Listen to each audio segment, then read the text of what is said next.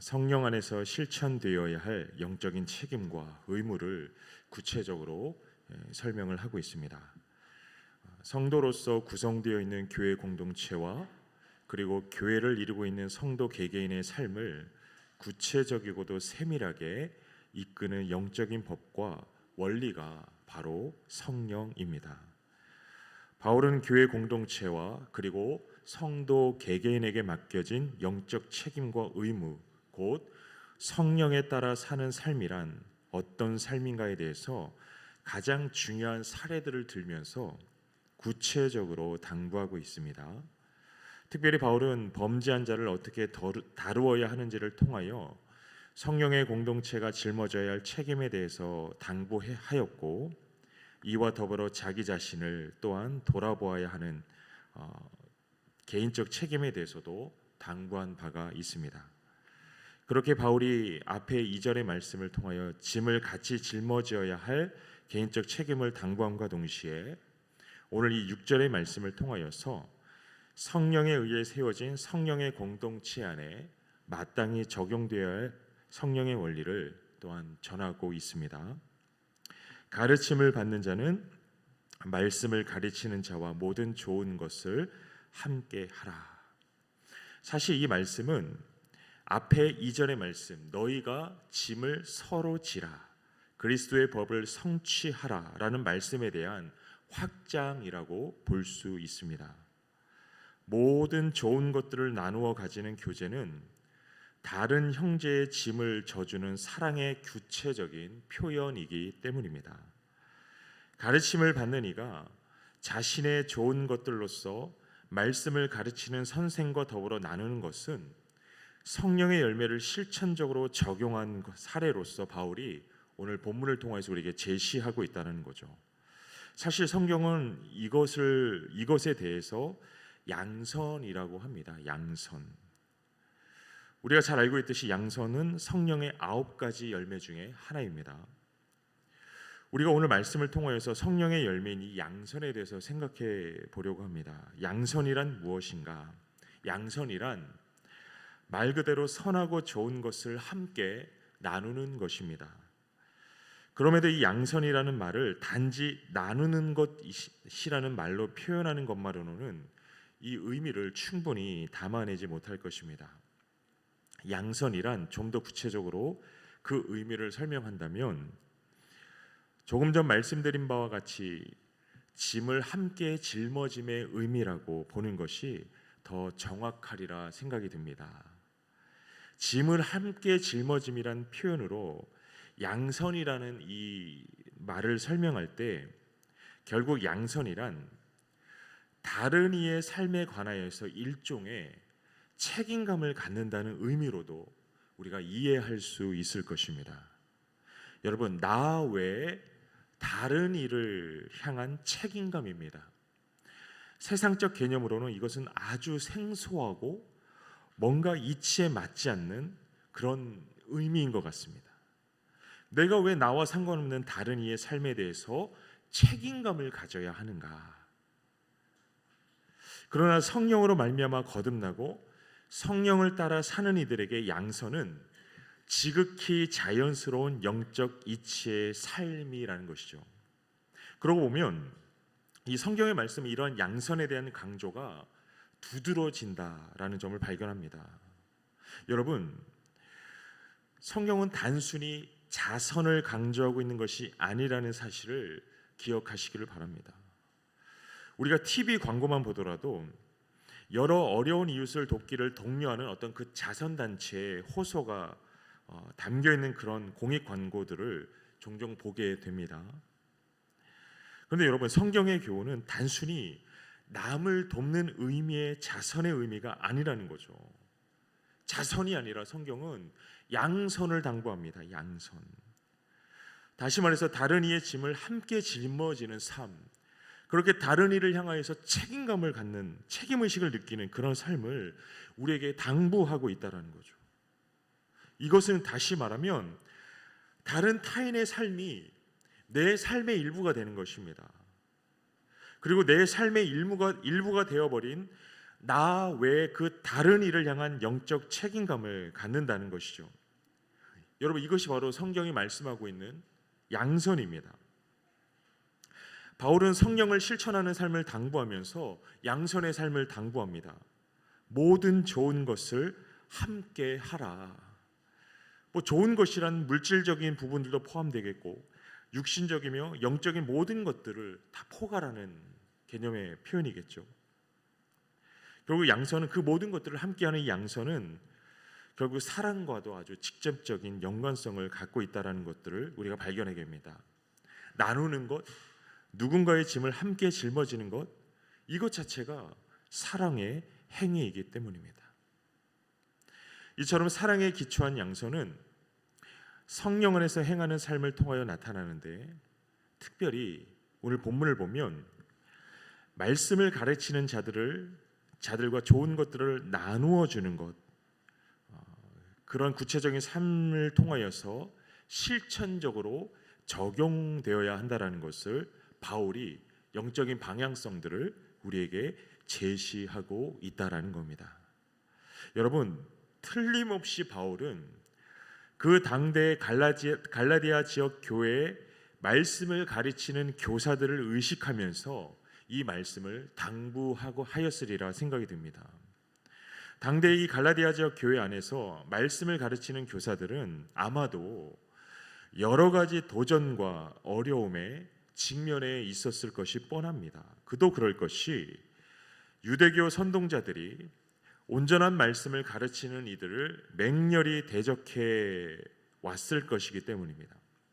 이러한 정황 속에서 자연히 말씀을 가르치는 교사들의 권위와 입지가 현저히 좁아졌을 것이 뻔한 이야기라는 거죠. 사실은 이 사도 바울 자신부터도 같은 처지였습니다. 이 거짓 선동자들이 집요하게 바울을 따라다니면서 바울의 사도권에 대해서 의구심을 던지면서 덩달아 바울이 전하고 있고 증거하고 있는 이 생명과도 같은 복음의 말씀의 그 권위에 대한 의구심을 갖도록 자꾸만 충동질을 하는 것이죠. 여러분, 이것은 여간 심각한 상황이 아닐 수 없습니다. 이러한 광경을 많은 성도들이 보고 들었을 것입니다. 직감적으로 경험했을 것입니다. 바울은 어려움에 처해 있는 교사들, 사역자들 보고 있을 성도를 향하여서 당부하고 있는 것이죠. 여러분, 말씀 사역자들이 겪게 되는 어려움은 분명히 작거나 결코 사소한 문제가 아니었고, 한편으로는 아주 위급한 상황으로까지 볼 수 있는 문제였습니다. 말씀을 담당한 교사들은 성도의 영적인 생활을 가장 크게 책임지고 있는 사람들이었기 때문이죠. 그렇기에 바울은 가르침을 받는 자는 말씀을 가르치는 자와 모든 좋은 것을 함께 하라 간곡히 호소합니다. 여러분, 이것입니다. 교회 안의 관계가 일방적인 것이라고, 교회 안에 있는 관계는 일방적인 것이라고는 없다는 사실이죠. 여러분, 일방적으로 우리를 사랑하실 수 있는 분은 오직 예수 그리스도밖에 없습니다. 예수 그리스도의 이 일방적인 사랑이 왜 의미가 있느냐면, 그 사랑이 결국 물꼬를 트고 마침내 우리 안에 샘솟는 사랑이 다시금 그리스도로 향하도록 역사하는 능력이기 때문이죠. 여러분, 이미 우리는 끊을 수 없는 사랑을 받은 자들입니다. 그리스도께서 자신의 육체로 우리 안에 강력한 사랑의 근원을 여셨습니다. 그 사랑의 물꼬를 트신 거죠. 이제 우리 안에서도 사랑이 흘러갑니다. 이것이 복음이 낳은 핵심적인 변화입니다. 이제 우리 사이에는 절대로 일방적인 사랑이란 있을 수가 없다는 거죠. 사랑은 같이 하는 것입니다. 양방향적인 것입니다. 이게 가장 이상적인 사랑입니다. 특히 교회라는 공동체 안에서는 더더욱 그렇습니다. 이것이 교회 공동체를 역동하게 하는 영적인 대동맥이라는 거죠. 믿음과 소망과 사랑이라는 이 최고의 성경적 가치를 가르치는 말씀 교사들, 그렇기에 누구보다 본이 되어야 하고 선한 일에 더욱 치열하게 열심을 내어야 하는 자들, 오늘날로 치자면 목회자, 교육자들이겠죠. 그런데 여러분, 더 많은 것들을 알고 그 많은 것들을 가르치는 자라고 해서 그 가르치는 것들에 있어서 완벽하다라고 생각하면 오산이라는 겁니다. 가르치는 자들 역시 동일하게 사랑을 위해 자신과 싸워야 하고 믿음과 소망의 가치를 위해 매일매일 자기를 부인하며 몸부림칠 수밖에 없는 그런 처지에 놓여 있다라는 거죠. 이를 달리 말하면 가르치는 자들 역시 용납과 무엇보다 사랑이 필요하다라는 겁니다. 바울이 이 점을 간파하고 있습니다. 가르침을 받는 자는 마땅히 사랑받아야 합니다. 당연합니다. 그런데 말씀을 가르치는 자도 마땅히 사랑받아야 한다라는 거죠. 시대가 더욱 각박해져 가고 교회가 여러 도전 앞에 직면하게 되므로 깊은 긴장과 어떤 경직됨 속에 놓이게 될수록 더더욱 말입니다. 이것은 여러분 너무나도 중요한 부분입니다. 교회가 모든 것이 다 잘되고 형통하기만 하다면 훨씬 더 사랑하기 쉽고 훨씬 더 나누기 쉬울 겁니다. 그러나 지난 2000년 역사 동안 교회는 한 번도 평탄한 때가 없었다라는 거죠. 늘 안팎으로 교회는 씨름할 수밖에 없었습니다. 내부적인 이단과 잘못된 가르침으로 말미암는 갈등으로 씨름할 수밖에 없었고, 외부적으로는 핍박과 박해로 세속주의와 여러 거짓 가치관들의 홍수 속에서 어려움을 겪을 수밖에 없었습니다. 이것은 어느 한 역사에만 국한되는 것이 아니라 지금 여전히 현재 진행형인 교회가 처해 있는 안팎의 상황이라는 거죠. 그러다 보면 여러분, 교회 안에 어떤 현상이 있겠습니까? 사랑을 잃어가게 됩니다. 정체됩니다. 무색해집니다. 그 속에서 누구보다 공적 책임의 직무를 지니고 있는 가르치는 자들, 곧 교육자, 목회자 그룹들이 사각지대에 놓이게 된다는 거죠. 이 말씀을 맡은 공적인 교사들, 즉 교육자들이 경직되고 메말라 버리면 어떻게 되겠습니까? 그들의 삶과 인격을 통해 전해져야 할 그 말씀이 메말라 버리게 되는 거죠. 여러분, 이것은 단순한 문제가 아닙니다. 지금 바울은 갈라디아서 이 전체 말미에 너무나도 중요한 점을 짚고 있습니다. 여태껏 교회를 뒤흔드는 유대주의자들로 말미암는 문제들을 붙들고 씨름해 왔습니다.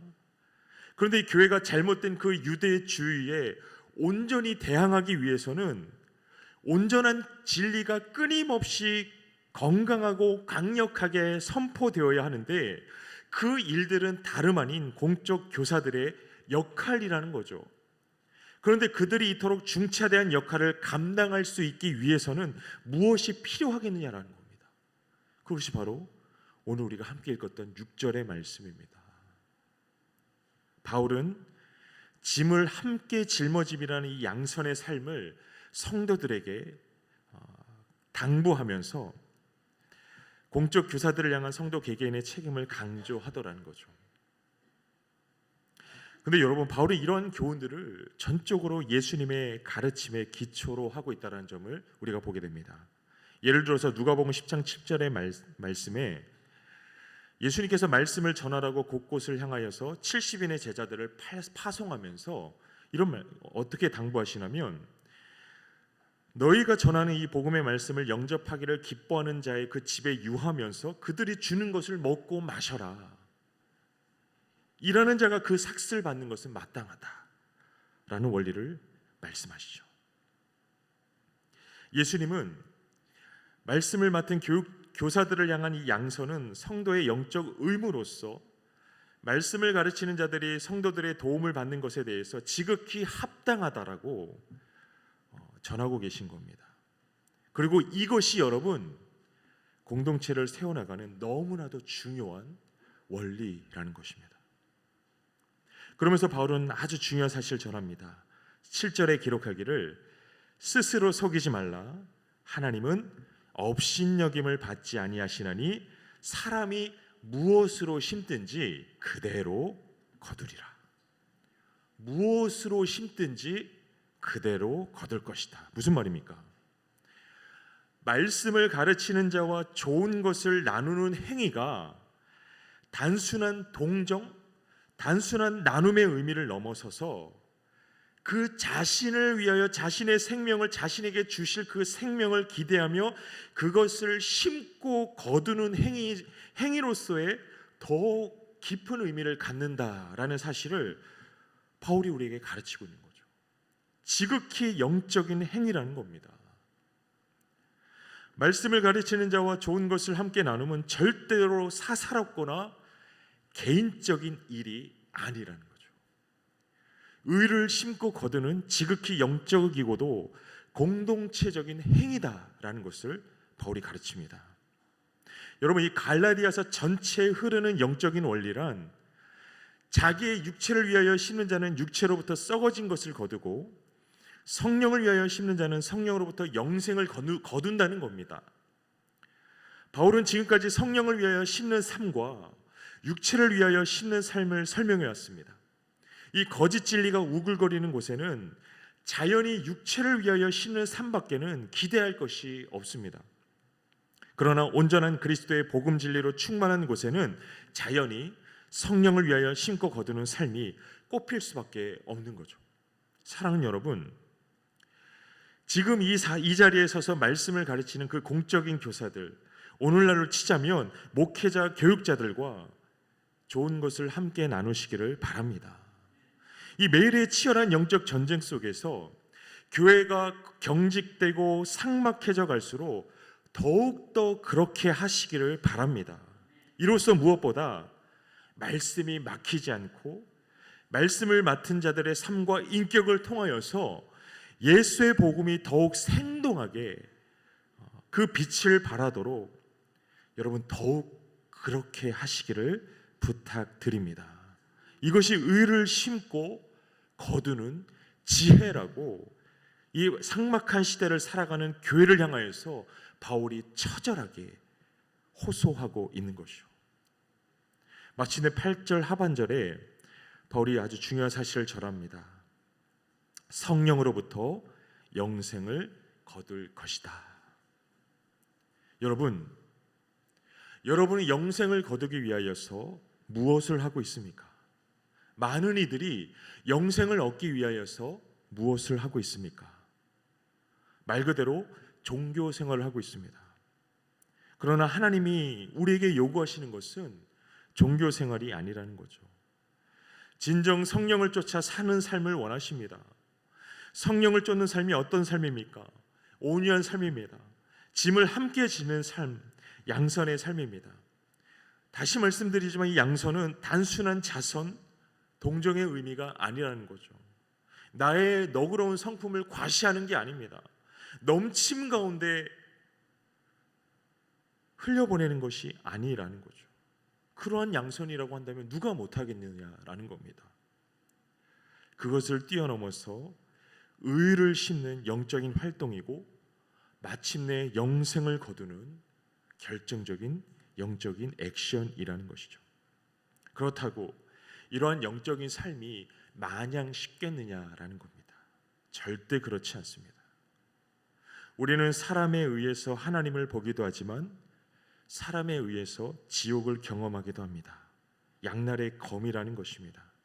그러나 하나님이 복음으로서 디자인하신 우리가 살아내어야 할 인생은 사람을 통하여 지옥을 경험하는 삶이 아니라 그 사람을 통하여서 하나님을 보는 삶입니다. 그리고 그 공동체가 바로 교회라는 것이죠. 우리는 이미 이루어진 하나님의 나라와 아직 완성되지 않은 하나님 나라 사이의 그 긴장 속에서 살아가고 있다는 이 사실을, 우리가 살고 있는 이 시대가 말세라는 사실을, 그런 시대적인 배경들을 절대로 잊어버리면 안 됩니다. 그 속에서 때로는 무너질 듯한 위기감과 그로 인한 당혹감들을 수시로 경험을 하게 됩니다. 그럼에도 불구하고 성경의 방향성은 늘 동일합니다. 늘 똑같습니다. 우리가 선을 행하되 낙심하지 말지니 포기하지 아니하면 때가 이름에 거두리로다. 여러분, 이 말씀의 핵심이 뭡니까? 선을 행하라는 겁니다. 끝까지 어떤 상황 속에서도 선을 행하라는 겁니다. 그렇다면 우리가 행해야 할 그 선이란 무엇이냐라는 중요한 질문이 생기죠. 여태껏 바울이 그걸 말한 겁니다. 그것, 낙심하지 말고 끝까지 우리가 행해야 할 선, 그게 뭔지 여태껏 바울이 그걸 호소해 온 거죠. 성령 안에서 성령을 따라서 사는 삶. 사람들이 말하죠. 가장 힘든 것이 관계라고. 맞습니다. 그러나 힘든 만큼 찬란한 것이 관계입니다.